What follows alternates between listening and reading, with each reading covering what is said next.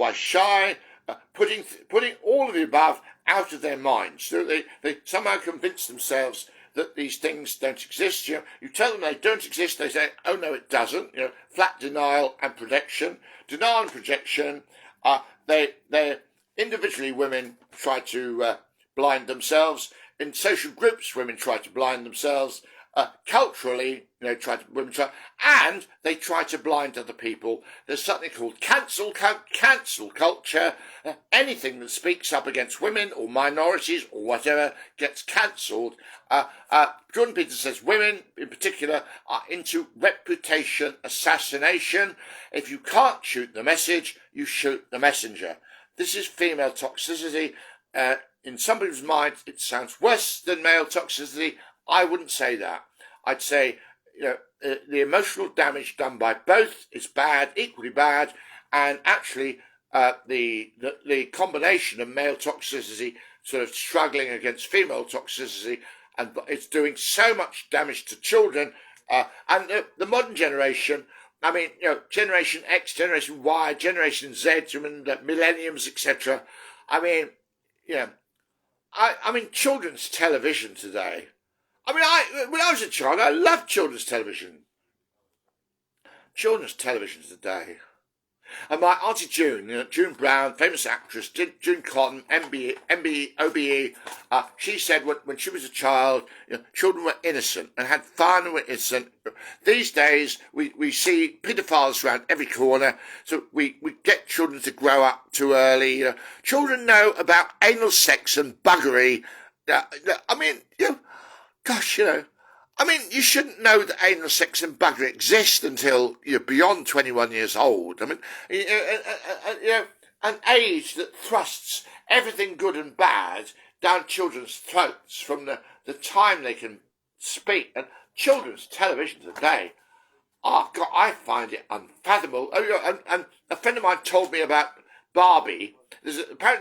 I've never seen this. There's a children's program about Barbie, and when Barbie's car gets a punctured tyre, it's Ken, her boyfriend Ken, sits down on the floor and cries his eyes out, and it's Barbie who fixes bloody hell. And all this, all these women in films, the remake of the Ghostbusters with women, and it's a total flop, But,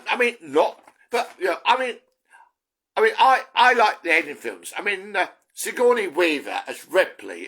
God, fucking hell. This woman who's sort of like better than any man and has got acid for blood. Fucking hell. I wouldn't want to shag her, but Jesus Christ. How formidable. I wouldn't want to shag her because she's so fucking formidable, she'd probably melt my penis with her acid vagina juice. I'm a bit of, oh my God, am I exhibiting the sort of like a dysfunctional side of my male sexuality? Oh my God. Men don't like women who are prudes, and women don't like men who are vulgar. Jesus Christ, we need to close that gap. Moving on. Okay, more about female toxicity. I mentioned cancel culture. Anyway, all of this happens at the family level, it happens at the community level, national level, and globally, all this stuff about invasion and cancel culture and Me Too and whatever the anti-Me Too. Every time there's a Me Too movement, Black Lives Matter, and there's something opposite and something opposite.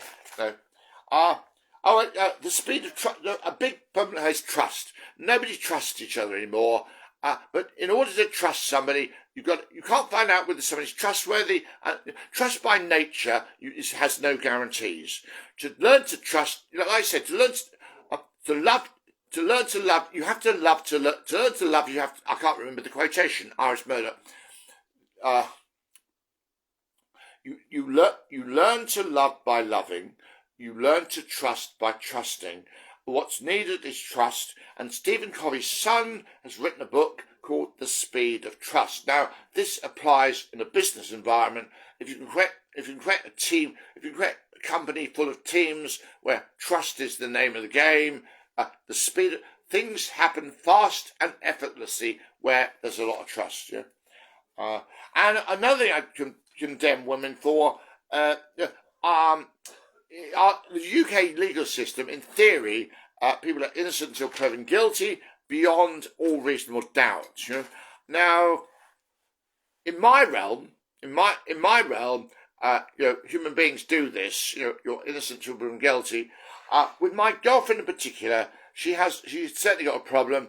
As far as I'm concerned, if I do something that she considers dodgy, I am guilty and proven. I mean, I'm going to exaggerate this. As far as my girlfriend's concerned, I'm guilty until proven innocent. Okay, and the prosecuting solicitor is a man-hating lesbian. The judge is a man-hating lesbian, and the 12 jurors are man-hating. So when I'm bad in my girlfriend's mind, I am fucked. Totally fucking fucked. And I used to be innocent until proven guilty. Well, adhering to that too rigidly in a world full of morons is very dangerous. But I've learnt that lesson. It's the hard way. I'm hoping that we can build bridges between other people in a much easier way. So a lot of what I'm saying here is background that is not necessary. We can build a better world without sort of hitting these horrible problems head on. I mean, the problem between the sexes is the problem is asymmetric, and feminists are insisting that we're all identical apart from our muscles and dangly bits, which is the biggest toxic lie. It's plausible, isn't it? I mean, we all, women on average are shorter. On average they have bigger hips. But blood, same blood. You mean blood groups A, B, O. I mean, you can give blood, if you can give blood to a man, you can give blood to a woman. Same blood. We all have a heart. Maybe a man's heart is bigger physically, but it's still the same pump. It goes wrong in the same way. Men get heart attacks. Women get heart attacks. This idea that we're identical apart from our muscles is very seductive. And the anthropology is a great subject to study. It teaches you the difference between what's truly innately human and what is a cultural construct. And but if you start believing that everything is construct, that male and female essence is identical and everything's construct, that is a false belief that leads to counterproductive solutions. So I talked about swallowed lies. One big problem in this world is when we swallow lies, sugar-coated poison, plausible half-truths. Once you believe one plausible lie and start living according to it, if somebody challenges you and you don't want to be challenged, you then swallow another plausible lie to hold the first lie down, and so on. And the Scientology word plausible lies is engrams.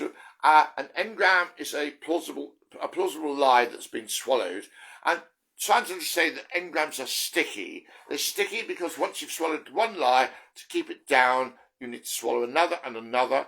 And Scientists have a video that shows that the first lie swallowed is called the basic, and then other lies go on top of that, and you build up an inverse pyramid, an inverse cone or pyramid, and Scientology has a process called auditing, where the auditor and the client gang up against the swallowed lies to regurgitate them, and eventually, if you can destroy the basic, the whole edifice collapses, and you end up with what they call a clear.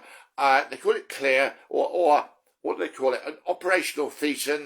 They have this jargon. It's clear because it gives you a clear head. You have a sensation of having a clear head, and it works. But I don't like it. It's a shortcut, and I don't like shortcuts. But if you do like shortcuts, Scientology, is a lot of people are suspicious of Scientology as a cult. Actually, Scientology does a lot of good. It's only harmful if you become fanatical about it. And swallowed lies, swallowed lies. Oh, there's a book written by a Christian woman called Lies Women Believe, and yes, there's more awareness in the world about the lies that women swallow, Men swallow a different set of lies, and there's less of a spotlight on the lies that men swallow. But men in the modern world are becoming nihilistic, a fancy philosophical word. It means, nihilistic, futile. There's an Epicurean philosophy: eat, drink, and be merry, for tomorrow you die. It's called hedonism. Hedonism. Well, let's have a party. If I die tomorrow, fuck it. At least I had a party up until the bus mowed me down. I was having a party. Hedonism. Eat, drink, and be merry. Well, it's nihilism. Nihilism drives people to football fanaticism, computer game fanaticism, hedonism, getting drunk and pissed and becoming alcoholics, and fucking drama. In transaction analysis, there's something called the drama triangle. There are persecutors, victims, rescuers, and people dance around. A persecutor becomes a rescuer, becomes a victim. It's called the drama triangle because you get never-ending drama. To get what we need to do, let's have. There's another English expression I can't remember, something to do with crisis and drama. Don't make a drama out of a crisis. Drama is totally unnecessary. Drama queens, drama queens. That's the thing. And men can be drama queens too, drama kings. When you got a crisis, deal with it. But don't deal with the crisis by turning it into a fucking drama. The transaction analysis is a good therapy, but there aren't many transactional therapists around. Anything good fades away. Anything bad gets stronger. The world is bonkers. Where am I up to?